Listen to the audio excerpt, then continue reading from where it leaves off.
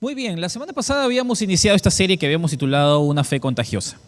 Y lo habíamos mencionado de esta forma y habíamos desarrollado una idea clara en el libro de Hechos. Habíamos aprendido de una forma muy clara, muy directa, que somos testigos. Hemos sido puestos para que nosotros atestiguemos de la resurrección de Jesús. Cuando nosotros hablamos de compartir nuestra fe y hablamos de ser de influencia en la sociedad donde nos encontramos, definitivamente tenemos que ser intencionales.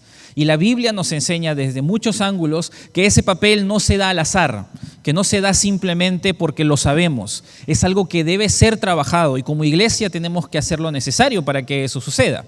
Por esa razón, la semana pasada estuvimos hablando acerca de lo que nos toca hacer, nuestro rol como testigos.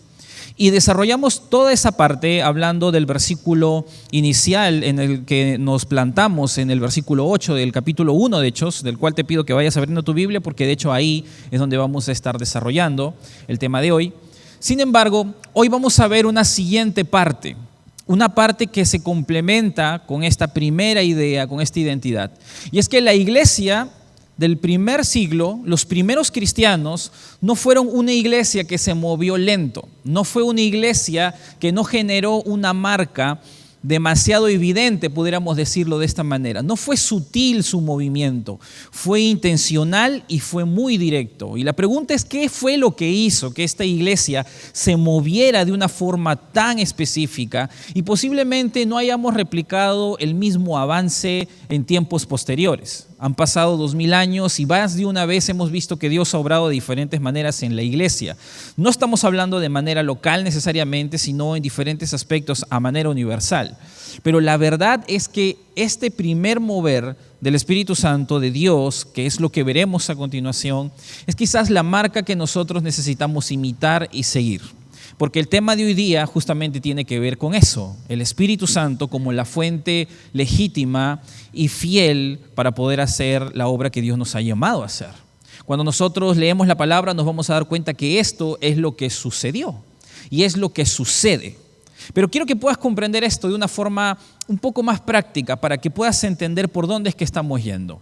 Cuando nosotros hablamos de lo que sucedió en la iglesia en el primer siglo, no solamente estamos hablando de que vino de pronto una organización, como ahora se concibe a la iglesia, una institución muchas veces incluso, de personas que de pronto comenzaron a moverse, y así como una franquicia que de pronto llega a un país nuevo, comienza a poner locales, comienza a arrasar y comienza a meterse en el mercado y de pronto comienza a posicionarse de una forma. No, eso no es lo que sucede necesariamente con la iglesia. Lo que pasa con la iglesia es más parecido a un movimiento social. Si tú investigas y lees lo que va pasando en la Biblia y de hecho analizas lo que sucede en los primeros capítulos de Hechos, te das cuenta que lo que pasa en ese momento, si te pones en las sandalias de las personas que estaban viviendo en aquel entonces, un movimiento se había movido. Y algo había pasado. Un grupo de personas acababan de arrasar con sus creencias a la cultura predominante de aquel entonces. Y una de las cosas que tú puedes ver cuando un movimiento social se da es que tiene ciertas características. Esto no ha sucedido una vez, esto sucede muchas veces. Si tú conoces historia, sabes que nuestra historia ha venido siendo afectada y hemos llegado al mundo de ahora a través de diferentes movimientos sociales que han estructurado la forma en que el mundo ahora se mueve, se gobierna, se administra, incluso se observa, y la misma cosmovisión de la gente está desarrollada a través de eso. Cuando hablamos de movimientos sociales, estamos hablando de que tienen ciertas características. Estamos hablando de movimientos en donde se busca un cambio muchas veces radical. No estamos cómodos usualmente, y esto sucede a lo largo de la historia con gran cantidad de personas. Estos movimientos sociales no son porque de pronto alguien tiene una opinión, es porque de forma generalizada se establece un nuevo pensamiento que marca el rumbo de la sociedad. Usualmente estos movimientos son organizados, algunos de ellos son bien estructurados y otros no tanto, y muchos de ellos son pacíficos y algunos son totalmente violentos. Nosotros solamente tendríamos que ver nuestras noticias de hace un poquito y nosotros sabríamos que muchas veces se va a desarrollar eso de manera muy general. Cuando usualmente hay un movimiento social de manera violenta, usualmente es para cambiar totalmente el sistema que está gobernando en aquel entonces, o posiblemente el status quo que todos tienen delante. Y esto sucede muchas veces, lo hemos visto en diferentes revoluciones, en el mismo Perú más de una vez ha sucedido, y recientemente también hemos tenido diferentes manifestaciones que querían sacar al presidente de turno, porque esto es algo que sucede. Pero a veces hay manifestaciones pacíficas que no necesariamente están buscando cambiar todo el sistema, sino una parte del sistema, como este movimiento que en un momento determinado en Perú inició, que es Con mis hijos no te metas.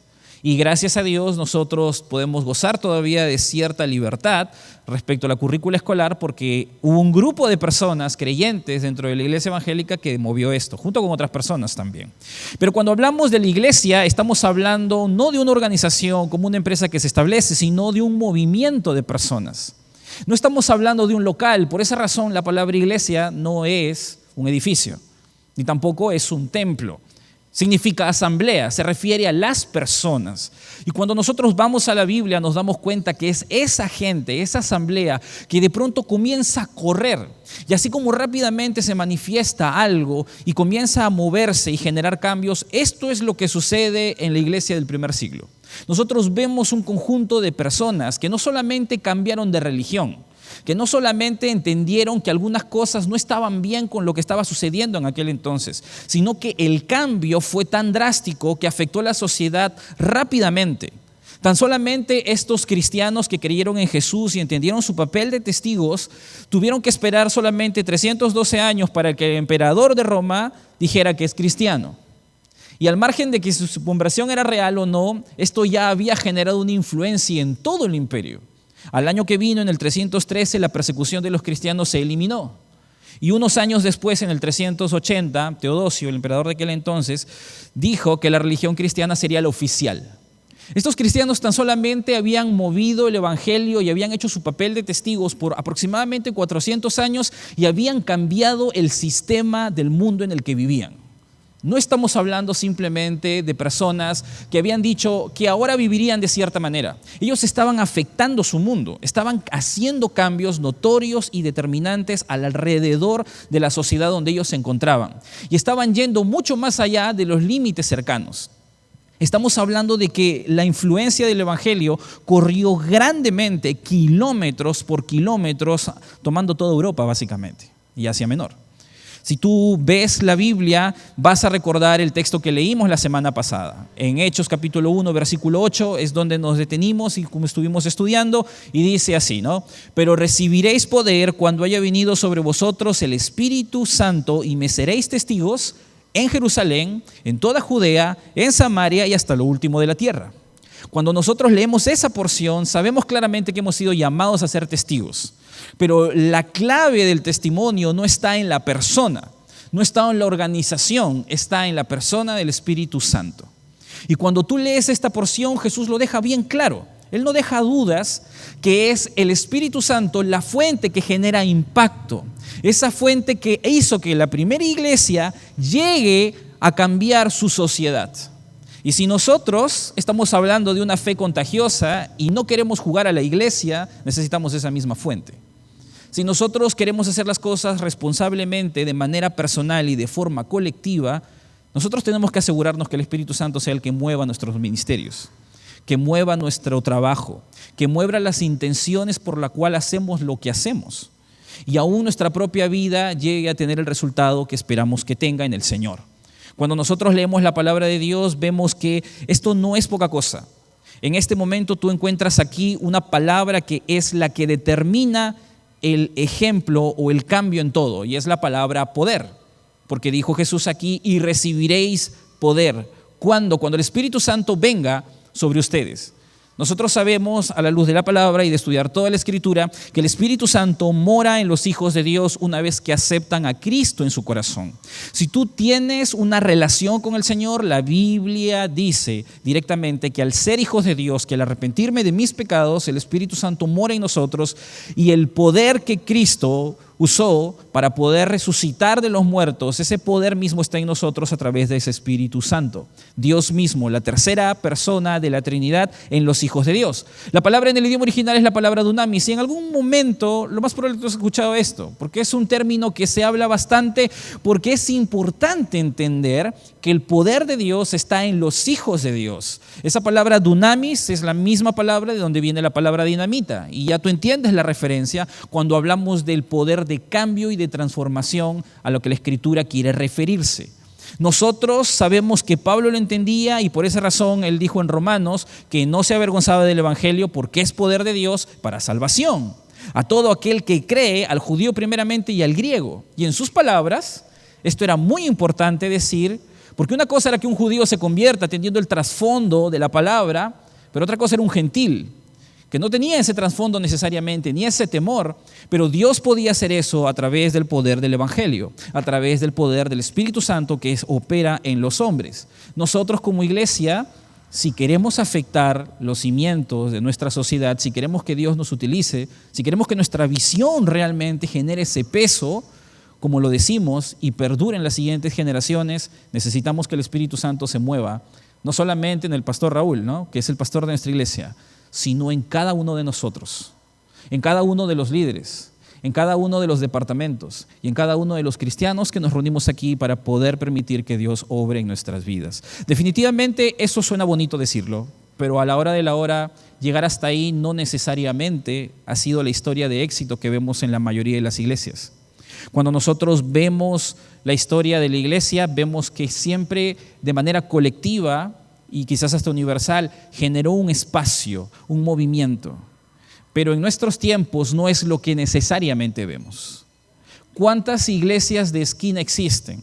Los teólogos y los estudiosos de la palabra muchas veces utilizan esa frase para referirse a una iglesia que no está afectando su entorno, que posiblemente está cómoda entre ellos, están tranquilamente buscando al Señor y, como dijimos la semana pasada, muy dispuestos a buscar el bien, pero solamente para sí, no mirando que alrededor de ellos hay gente con mucha mayor necesidad. Nosotros no queremos ser una iglesia de esquina. Nosotros no queremos ser una iglesia que pasa desapercibido. Nosotros queremos que en la calle digan que existe un lugar donde se predica el Evangelio y tu vida puede ser transformada. Y realmente esperamos que sea así. Pero para que eso suceda, tenemos que hacer nuestra parte. Por esa razón, hoy lo que vamos a desarrollar es cómo el Espíritu Santo y su obra se mueve a través de la evangelización. Cómo es la obra del Espíritu Santo en el momento en que como iglesia o como cristianos, como individuos, nos acercamos a predicar el Evangelio. ¿Cómo se da eso? Pues en Hechos capítulo 2 lo vamos a poder ver. Así que si estás ahí, te voy a pedir ahora que vayas al siguiente capítulo, en el capítulo 2, y es donde nos vamos a detener y donde vamos a desarrollar la idea de hoy. Y vamos a leer una porción un poco larga para ponernos o situarnos en lo que vamos a estudiar ahora. Y detrás de eso vamos a desglosarlo. Sin embargo, no me va a dar el tiempo, obviamente, de estudiarlo todo. Vamos a verlo por grandes partes y estaremos desarrollando esta sección. Así, si lees conmigo en Hechos capítulo 2, versículo 1 en adelante, dice lo siguiente. Cuando llegó el día de Pentecostés, estaban todos unánimes juntos, y de repente vino del cielo un estruendo como de un viento recio que soplaba, el cual llenó toda la casa donde estaban sentados, y se les aparecieron lenguas repartidas como de fuego, asentándose sobre cada uno de ellos. Y fueron todos llenos del Espíritu Santo y comenzaron a hablar en otras lenguas, según el Espíritu les daba que hablasen. Moraban entonces en Jerusalén judíos, varones piadosos de todas las naciones bajo el cielo. Y hecho este estruendo, se juntó la multitud y estaban confusos, porque cada uno les oía hablar en su propia lengua. Y estaban atónitos y maravillados, diciendo: mirad, ¿no son galileos todos estos que hablan? ¿Cómo pues les oímos nosotros hablar cada uno en nuestra lengua en la que hemos nacido? Partos, medos, elamitas y los que habitamos en Mesopotamia, en Judea, en Capadocia, en el Ponto y en Asia, en Frigia y en Panfilia, en Egipto y en las regiones de África, más allá de Cirene, y romanos aquí residentes, tanto judíos como prosélitos, crescentes y árabes, les oímos hablar en nuestras lenguas las maravillas de Dios. Y estaban todos atónitos y perplejos, diciéndose unos a otros: ¿qué quiere decir esto? Mas otros, burlándose, decían: están llenos de mosto, es decir, están borrachos. Versículo 14. Entonces Pedro, poniéndose en pie con los 11, alzó la voz y les habló diciendo: varones judíos y todos los que habitáis en Jerusalén, esto os sea notorio y oíd mis palabras, porque estos no están ebrios como vosotros suponéis, puesto que es la hora tercera del día, mas esto es lo dicho por el profeta Joel.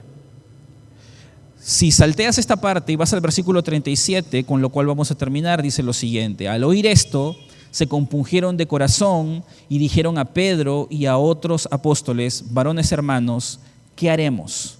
Pedro les dijo: arrepentíos y bautícese cada uno de vosotros en el nombre de Jesucristo para perdón de los pecados, y recibiréis el don del Espíritu Santo, porque para vosotros es la promesa, y para vuestros hijos, y para todos los que están lejos, para cuanto el Señor nuestro Dios llamare. Y con otras muchas palabras testificaba y les exhortaba diciendo: sed salvos de esta perversa generación. Así que los que recibieron su palabra fueron bautizados, y se añadieron aquel día como 3,000 personas, y perseveraban en la doctrina de los apóstoles, en la comunión unos con otros, en el partimiento del pan y en las oraciones. Solo hasta ahí. Definitivamente es una porción extensa, pero esto es lo que marca lo que hoy día vamos a desarrollar. No podemos ver todos los puntos, hoy solo vamos a ver 2 nada más, y los otros 3 literalmente los vamos a guardar para otro momento, porque este no va a ser un espacio para poder verlo, aunque lo voy a mencionar.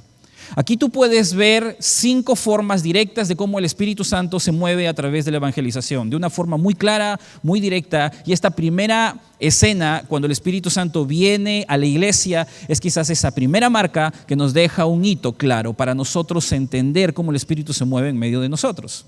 Cuando nosotros leemos esta porción, tenemos que comprender que este es un momento de transición, que no es un momento es igual al que nosotros encontramos ahora, al que en este momento estamos experimentando. Jesús había trabajado con los discípulos, les había enseñado la palabra de Dios, los había formado, y Él les dijo que debían esperar la venida del Espíritu Santo. Cuando el Espíritu venga, de hecho lo leímos en el capítulo anterior, en el versículo 8, serán testigos. Se lo dijo en futuro porque hasta ese momento ellos habían mantenido la reserva de su resurrección. Ellos no habían salido públicamente a hablar, lo habían manejado aún en privado. Y aunque por ahí habían voces de que ellos habían escondido el cadáver y lo demás, todavía no se habían hecho manifiestos. Y estaban esperando al Espíritu Santo en ese momento, y en este preciso instante es cuando el Espíritu viene a la iglesia, se cumple la promesa y claramente se ve el obrar del Espíritu Santo. ¿Cómo es entonces que el Espíritu obra en medio de esto? Bueno, lo primero que nosotros podemos aprender es que el Espíritu Santo, en medio de la evangelización, se desarrolla a través de creyentes llenos del Espíritu Santo. El Espíritu Santo solo se va a mover a través de creyentes llenos del Espíritu Santo para poder llevar a cabo su obra de manera diligente y como Él espera. Nosotros sabemos claramente que su palabra está viva y de diferentes maneras puede correr. Pero si nosotros estamos esperando que como iglesia Dios literalmente nos permita mover el entorno donde nosotros estamos, no podemos bypassear este punto. Necesitamos entender qué significa ser llenos del Espíritu y vivir llenos del Espíritu. Esta es una de las cosas que nosotros podemos ver aquí. En el primer verso que leímos dice: cuando llegó el día de Pentecostés, estaban todos unánimes juntos, y de repente vino del cielo un estruendo como de un viento recio que soplaba, el cual llenó toda la casa donde estaban sentados, y se les aparecieron lenguas repartidas como de fuego, asentándose sobre cada uno de ellos. Cuando leemos esta parte nos damos cuenta que esto no sucede en cualquier momento. Y aquí hay algunas cosas interesantes y curiosas. Lo primero es que no sucede cualquier día. Este evento en el que el Espíritu Santo llega justamente se pone en el calendario en el día de Pentecostés. Y algunos piensan que Pentecostés como tal, en nuestros tiempos, es la venida del Espíritu Santo. Pero para el judío ordinario era una celebración especial que ellos tenían para poder agradecer a Dios por las primicias. Después de la cosecha, del día de la cosecha, ellos tenían una celebración especial justamente para agradecer la cosecha inicial que habían recibido de la provisión de Dios. Ellos hacían esto 50 días después de la Pascua. Curiosamente, nuestra Pascua, que es Cristo, que murió por nosotros, se va y 50 días después viene la promesa en este preciso día. Curiosamente, Dios lo orquesta para que nosotros podamos entender que la evidencia del Espíritu Santo en nosotros también es una cosecha. No es un evento que se da por solo saber, hay un trabajo detrás. La obra del Espíritu Santo viniendo en este momento en la vida de los hijos de Dios es resultado del trabajo de Jesús en ellos y de ellos permanecer a la altura para que eso suceda. No se trató simplemente de que esto se dio al azar, hubo un trabajo detrás. Y cuando tú ves lo que ellos estaban haciendo en ese momento, no se esperaba nada menos de ellos que estén listos para que el Espíritu Santo tome posesión de ellos y hagan la obra de Dios. Ellos eran conscientes de que estaban en un momento distinto que nosotros. Ellos habían visto el obrar del Espíritu Santo, ellos habían visto cómo Dios había operado milagros incluso a través de ellos. El Espíritu había movido su poder más de una vez y Jesús se había asegurado de que eso suceda. Pero ahora ellos iban a experimentar algo que nunca habían experimentado, y es que el Espíritu iba a morar en ellos. Y podía no solamente morar en ellos porque la paga del pecado ya ha sido satisfecha en el sacrificio de Jesús, sino que detrás de eso ellos podían experimentar el discernimiento en su propio corazón, dentro de sí mismo, como antes no lo habían experimentado. Y en este instante ellos habían hecho lo mejor que habían podido para llegar hasta ahí. Ellos habían guardado y habían esperado la iniciativa del Espíritu Santo en sus vidas, y por esa razón tú puedes darte cuenta que algo dice el texto de ellos. Cuando tú lees la primera parte, dice ahí: cuando llegó el día de Pentecostés estaban todos unánimes, juntos. Esta característica no está puesta al azar. Porque una de las cosas que tú puedes ver es que si hay algo que pone en evidencia que ellos estaban alineados con Dios y no lejos de Dios y no en desobediencia, era la forma más práctica de obediencia manifiesta, es el amor fraternal. Jesús de una manera puntual más de una vez lo dijo y sus apóstoles lo repitieron. Juan dijo en un momento lo que Jesús había enseñado. Él dijo: un mandamiento nuevo os doy, que os améis unos a otros como yo os he amado, que también os améis unos a otros, y en esto conocerán todos que sois mis discípulos si tuviereis amor los unos por los otros. Eso lo dijo Jesús. Y años después, Juan también va a escribir y va a decir en 1 de Juan 4:20: si alguno dice yo amo a Dios y aborrece a su hermano, es mentiroso, pues el que no ama a su hermano, a quien ha visto, ¿cómo puede amar a Dios a quien no ha visto? Y nosotros tenemos este mandamiento de Él: el que ama a Dios, ame también a su hermano.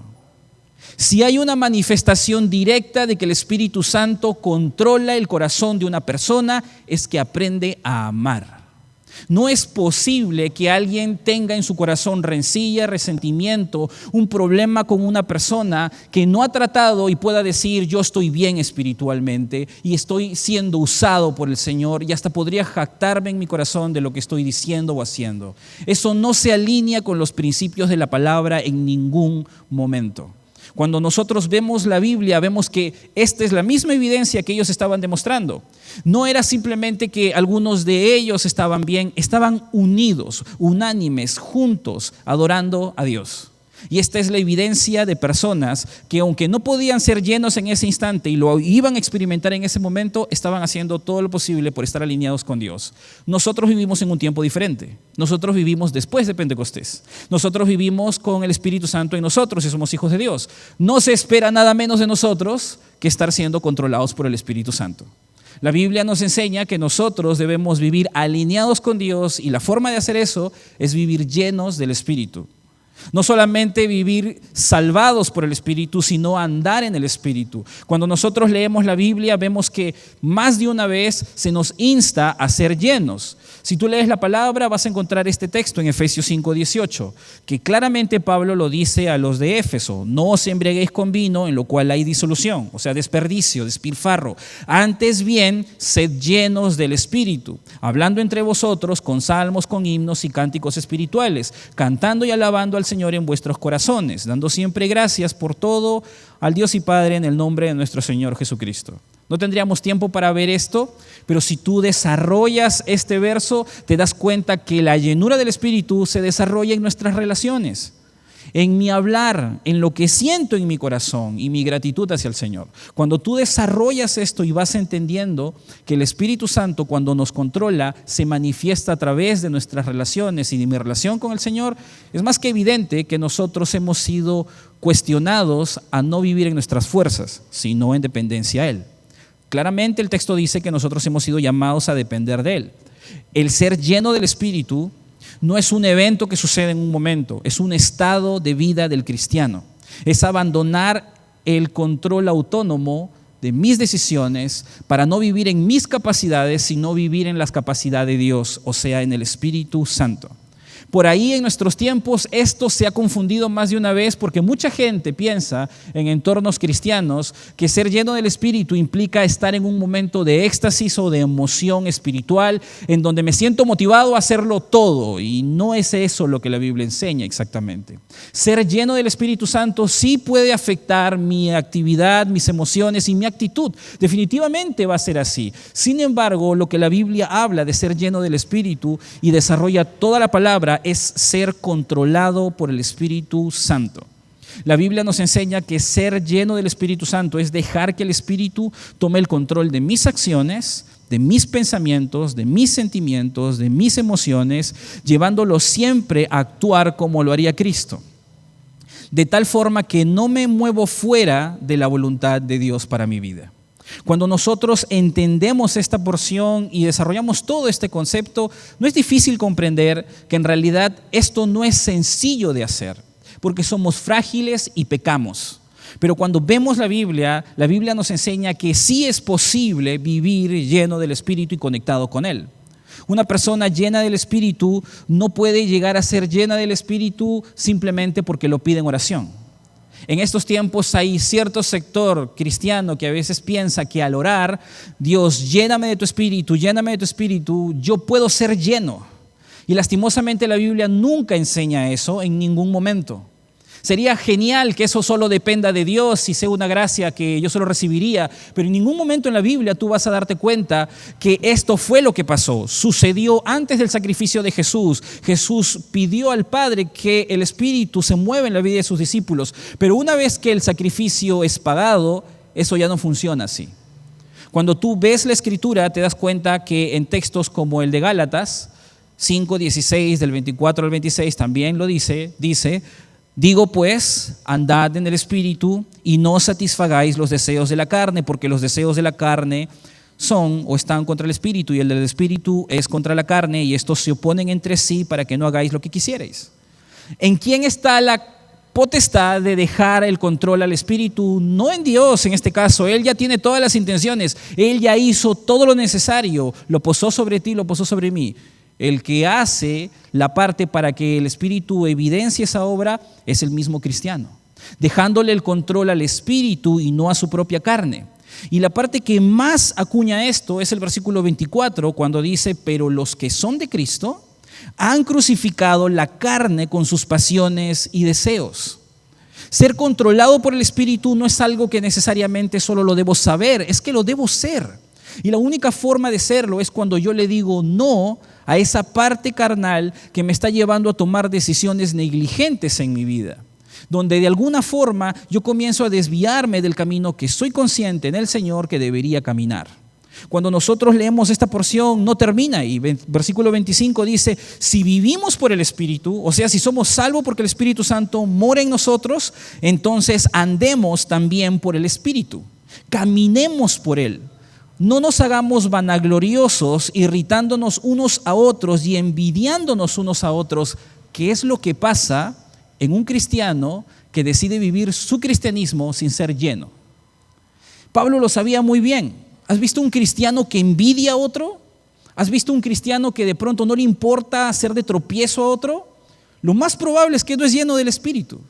Tú te sientes en esta situación metiéndote en riñas y una y en otra y sintiendo algo contra. Lo más probable es que no estás siendo lleno del Espíritu. Una vez más, otro texto nos dice que la manifestación directa de ser lleno del Espíritu tiene que ver con nuestras relaciones. Cuando nosotros no somos llenos, es muy fácil que el conocimiento se embote y terminemos siendo vanagloriosos, intentando mostrar lo que sabemos y no lo que somos. Y detrás de eso el foco deja de ser Dios y somos nosotros. Cuando nosotros leemos esta porción, entendemos que ser lleno del Espíritu es algo que cuesta, que implica obediencia continua. Y como nosotros leemos en la Biblia, nos damos cuenta que literalmente la única forma de ser lleno del Espíritu Santo es a través de la obediencia. Ninguna oración, por más que toda la iglesia ore por ti, te va a hacer lleno del Espíritu Santo si tú no estás dispuesto a obedecer a Dios en lo que Él te está marcando que hagas. Es solamente una vida de obediencia que le da la libertad al Espíritu Santo de tomar el control de tu vida y comenzar a hacer manifiesta el carácter de Cristo en ti.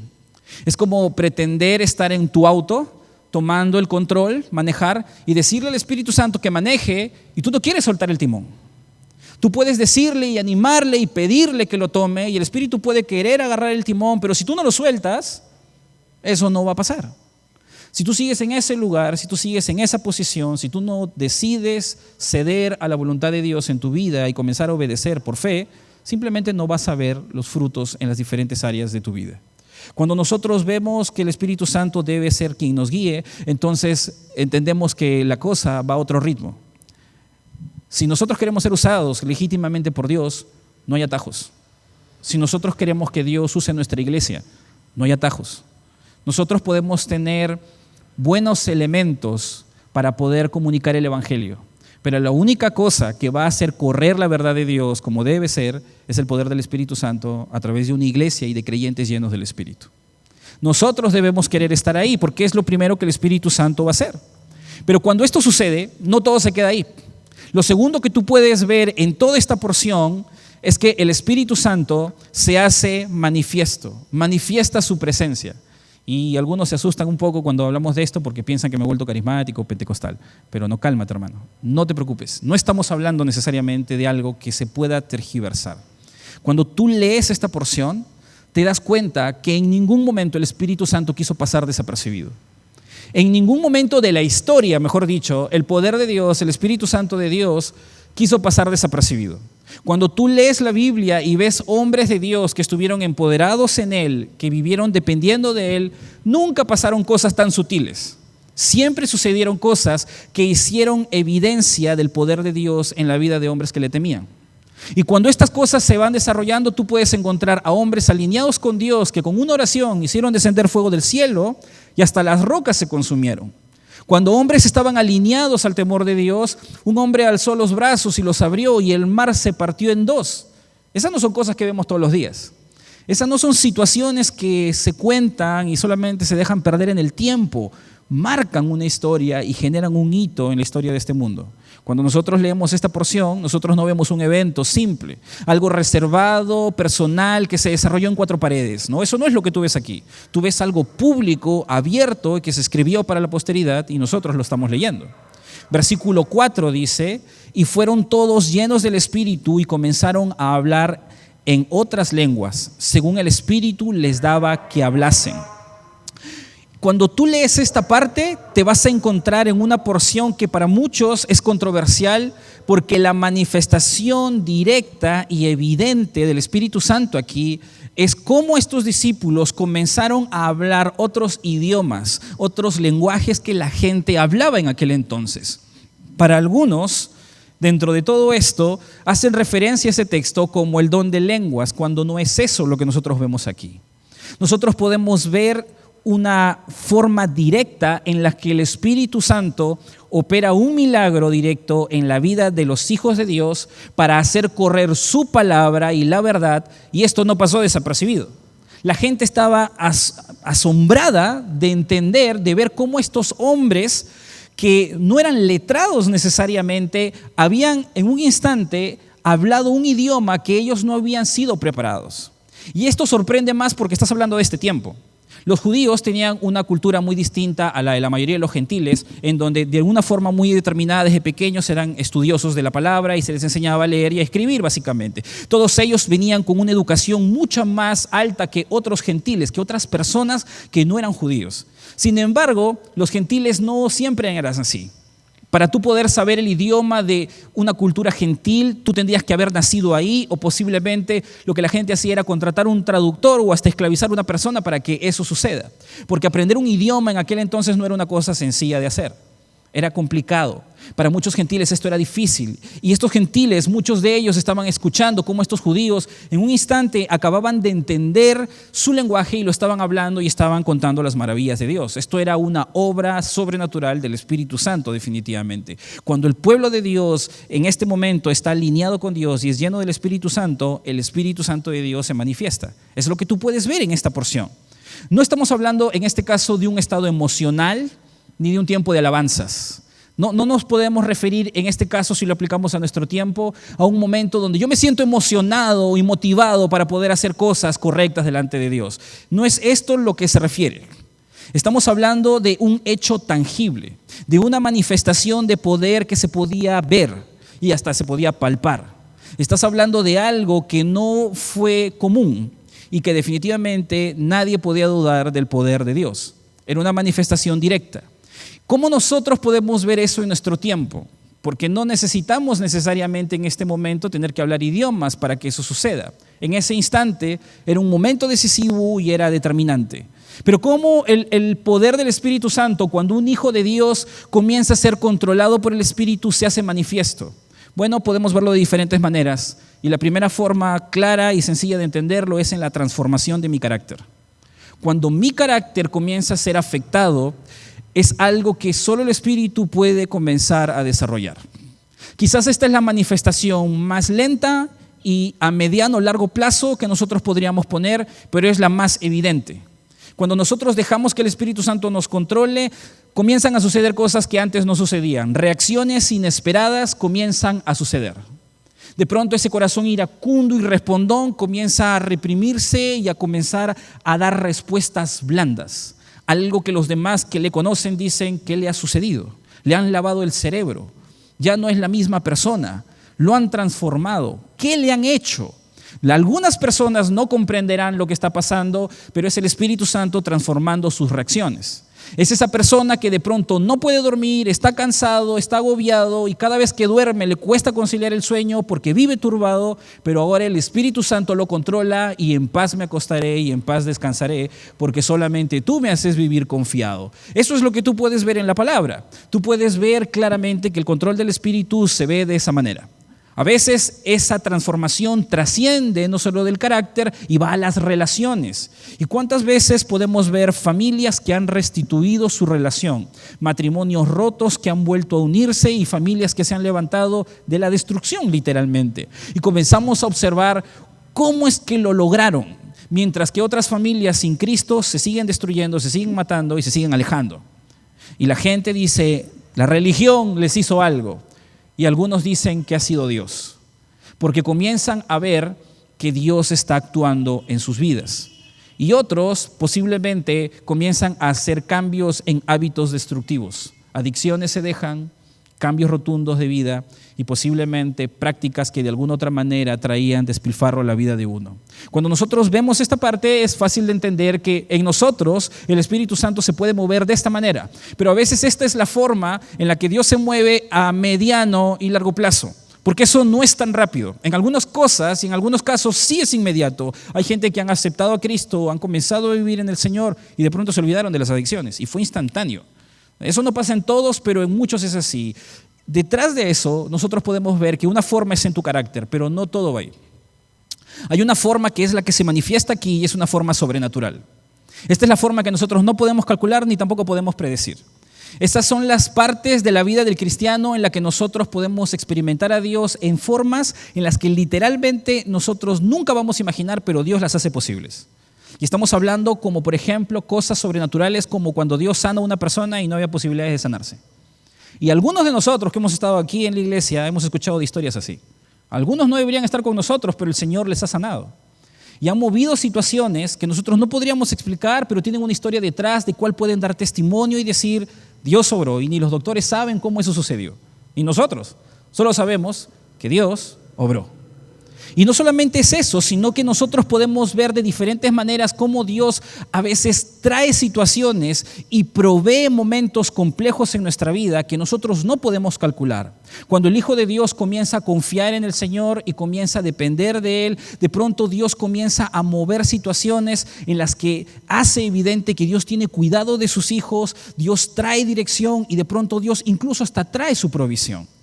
Si tú conoces la historia de esta iglesia y sabes cómo es que llegamos hasta aquí, sabes que en algunos momentos de la historia de esta iglesia sucedieron unos milagros tan extraños que nosotros solamente podemos decir es el Espíritu Santo de Dios moviéndose en medio de nosotros.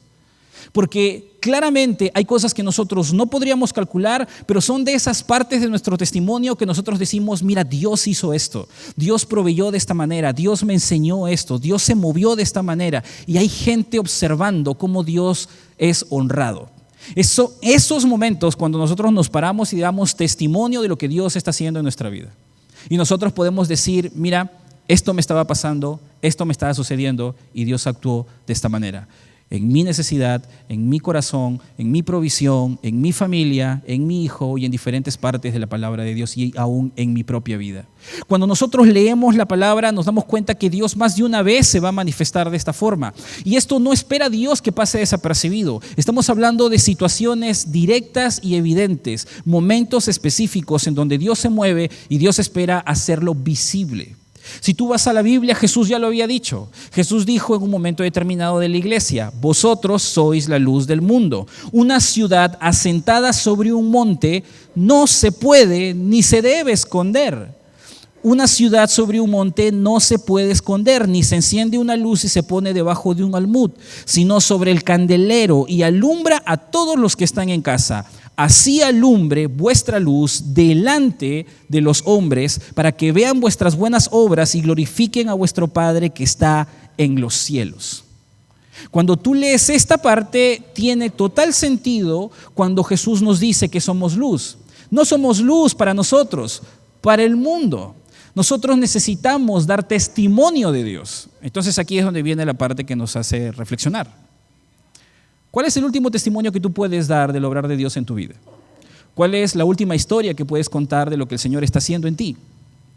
¿Cuál es, no la última prueba, porque todos somos probados, es más, todos pecamos también, todos nos caemos. ¿Cuál es la última hazaña que el Señor ha hecho en tu corazón, en tu vida, en tu familia, en tu situación? Porque de eso está hablando este texto, que nosotros podamos ser testigos de la resurrección de Jesús, del obrar del Espíritu Santo en nosotros y nosotros podamos hacer manifiestas esas obras, no bajo nuestra fuerza, no porque nosotros tenemos estrellita en el reino de Dios, sino por la gracia del Señor y por el poder del Espíritu Santo en nuestra vida. Cuando nosotros vemos que estas cosas se desarrollaron en esta iglesia, cosas sucedieron. No fue al azar que este evento se va a desarrollar. El Espíritu Santo de Dios se va a mover, se va a hacer evidente a través de esta manifestación pública y detrás de esto nosotros vemos que el poder de Dios comienza a generar estragos en la mente de las personas que están alrededor. Juan lo había dicho. Juan dijo, y Jesús directamente hablándolo, dijo que cuando Él venga, el Espíritu Santo convencerá al mundo de pecado, de justicia y de juicio. De pecado por cuanto no creen en mí, de justicia por cuanto voy al Padre y ya no me veréis más, y de juicio por cuanto el príncipe de este mundo ha sido ya juzgado. Aquí es donde nosotros podemos ver que literalmente el Espíritu no espera pasar desapercibido. Para directamente mostrar y generar mella en el corazón de las personas. Esto lo puedes ver aquí. Versículo 12 dice, y estando todos atónitos y perplejos, diciéndose unos a otros, ¿qué quiere decir esto? Mira, nosotros los que nos paramos aquí al frente, compartimos la palabra y predicamos el evangelio. Los que evangelizan saben muy bien que es difícil no solo compartir el evangelio, sino que detrás de eso, ¿cómo llegamos al momento en que las personas digan, yo quiero el evangelio? Mucha gente entra por esas puertas, no necesariamente buscando el evangelio o buscando al Señor, buscando las buenas noticias. Vienen muchas veces buscando un consejo, una solución a sus problemas o vienen posiblemente en crisis, pero no siempre vienen buscando al Señor. Cuando nosotros en la iglesia evangelizamos y mostramos la verdad de Dios, más de una vez nosotros somos intencionales como iglesia para poder llevarlos al Señor. Pero cuando tú lees esta porción, te das cuenta que el Espíritu Santo tiene su propia estrategia, que Dios mismo tiene su propia estrategia. Y no es enfocarse en la gente, no es enfocarse en la comunidad, es enfocarse en el poder del Espíritu. Es más, los de comunicación pueden hacer algo intencional cuando enfocan sus esfuerzos en comunicar cómo el Espíritu nos transforma, quizás no en lo que está alrededor. Por eso quizás un testimonio en video puede tener más potencia que un buen diseño y que un evento atractivo. Y no estamos hablando de que esto esté mal, sino que claramente tú puedes ver aquí que el Espíritu, una vez que hizo esto, generó el interés en el corazón de las personas que estaban mirando, que estaban observando. Fuera de eso, otras son las cosas que se buscan. En este momento tenemos a personas haciéndose esta pregunta: ¿qué quiere decir esto? ¿Por qué está pasando estas cosas en la vida de esta gente? Y pudieran decir, ¿qué está sucediendo en la vida de Juan, de María, de Luis? ¿Por qué de pronto a él le suceden estas cosas? ¿Acaso hay algo que yo no sé? Es que el Espíritu, cuando se revela y se hace manifiesto, es el mejor evangelista, es el mejor muestra gancho de evangelismo para poder llevar a las personas. Cuando esto sucede, es el momento preciso en el que Pedro abre sus labios y comienza a predicar. Sin manifestación previa, su predicación no tendría mucho peso. Y tú puedes ver en el versículo 37 que sucede una reacción. Dice el versículo 37, al oír esto se compungieron de corazón y dijeron a Pedro y a los otros apóstoles: varones hermanos, ¿qué haremos? Mira, no solamente el Espíritu se mostró, sino que la obra del Espíritu en el corazón de las personas ya se había desarrollado hasta el punto en el que la predicación se manifiesta claramente y hay una respuesta de las personas con sensibilidad al poder de Dios. No al predicador, no a la iglesia, no al evento, sino al poder de Dios. Porque es detrás de eso que el Evangelio se mueve. De hecho, es lo que la próxima semana vamos a tratar. Cuando eso pasa, el versículo 38 nos muestra el resultado final cuando el Espíritu se mueve. Versículo 38 dice: Pedro les dijo: arrepentíos y bautícese cada uno de vosotros en el nombre de Jesucristo para perdón de pecados y recibiréis el don del Espíritu Santo. Versículo 41. Así que los que recibieron su palabra fueron bautizados y se añadieron aquel día como 3,000 personas. Y perseveraban en la doctrina de los apóstoles, en la comunión unos con otros, en el partimiento del pan y en las oraciones. Cuando vemos esta parte, no es al azar que está construido este texto aquí, no está puesto simplemente porque le caía a Lucas escribir esto, es que hay un trasfondo detrás.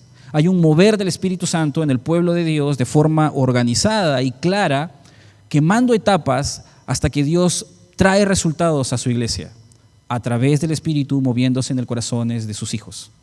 Claramente, ¿quién no quiere esto? Nosotros estamos en una nueva visión. Como iglesia queremos alcanzar nuevas generaciones que seguirán predicando el Evangelio cuando nosotros no estamos, cuando nosotros no podremos calcularlo ni cuidarlo. Si queremos que eso suceda, como estos cristianos que perseveraban en la doctrina de los apóstoles y estaban unánimes, tenemos que ser controlados por el Espíritu.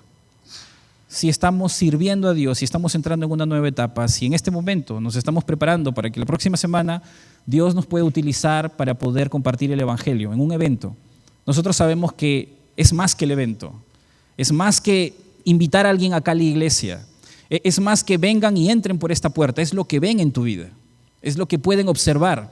No tu historia pasada necesariamente, sino lo que ven ahora. Porque tú puedes contar lo que pasó antes, sí, pero ¿qué ven en este momento? ¿Qué cosas en este instante pueden observar de ti? ¿Qué testimonio puedes dar del poder de Dios? Que ellos puedan observar. ¿Qué luz tienes que alumbra al que está a tu costado? Para que ellos puedan acercarse al Señor y decir: yo quiero lo que Él tiene. Yo busco y necesito lo que Él tiene. Si tú vives alineado con el Espíritu Santo, definitivamente esto se verá en su momento. El mensaje que damos es importante. Y por esa razón, entender que somos testigos, entender el papel del Espíritu Santo es determinante, pero también entender el mensaje. La próxima semana vamos a hablar acerca del mensaje, el Evangelio. Porque en estos tiempos muchas veces se predica muchas cosas y a veces el Evangelio está dejado a un costado. Peor aún, a veces ni se predica. Y esta es una de las cosas que no debe suceder. Vamos a orar. Ahí donde estamos, te invito a inclinar tu rostro y dirigirte a Dios. Cada uno de nosotros estamos en diferentes momentos y en diferentes situaciones. Nos encontramos literalmente en una batalla y algunos de nosotros hemos decidido pagar un precio mucho más alto. Algunos han decidido involucrarse en las filas más fuertes del negocio, del trabajo, y tiene peso, cansa, agota. Definitivamente nos esforzamos mucho. Un pastor decía, ¿cuánto esfuerzo de cabeza nos podríamos ahorrar si Dios nos ahorrara con su poder decisiones tomadas en el pueblo al que servimos? Pero eso no sucederá si el Espíritu Santo no nos guía. Necesitamos que el Espíritu Santo de Dios nos controle cada paso, cada pensamiento, cada actuar. Movernos sin el Espíritu, vivir en nuestra carne, es simplemente actuar de una manera no solo negligente, sino es no traer gloria a Dios. Nuestra carne, nuestras habilidades, nuestra competencia no está en nuestras materias aprendidas, en los estudios que tenemos, en lo que hemos desarrollado y en la experiencia que tenemos. Está en vivir cara a cara en la presencia de Dios, dependiendo de su Espíritu. Alguien controlado no significa alguien que no peca. Es alguien que entiende, es sensible al pecado y rápidamente se arrepiente. No se desconecta, vive alineado y sigue creciendo. Si tú estás en medio de nosotros y quizás nos visitas y tienes poco tiempo, te estarás preguntando, bueno, ¿todo esto hacen para compartir a Jesús? Sí, porque realmente es necesario que este mensaje se lleve a cabo. Porque personas como tú, que quizás no le conocen, necesitan entender la verdad de Dios que puede transformar toda tu vida.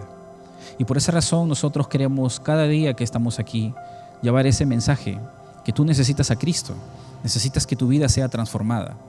Y lo que tú no puedes hacer, Dios lo puede hacer. No para solucionar tus problemas como tú quieres, sino para que puedas entender que en realidad tú no fuiste creado para vivir autónomo de Dios, sino cuando Él está en medio, realmente tu vida comienza a desarrollar el sentido que debes tener. Tu mayor problema es el pecado, y si tú no arreglas eso con el Señor, nunca vas a experimentar lo que estamos hablando. Así que si tú nos visitas aquí, yo quiero animarte a que tomes una decisión por Jesús, de pedirle a Él que entre en tu vida, que Él te guíe y que literalmente tú vivas para Él. Si tú realmente quieres tener una relación con Dios, no te estoy pidiendo que hagas algo sobrenatural.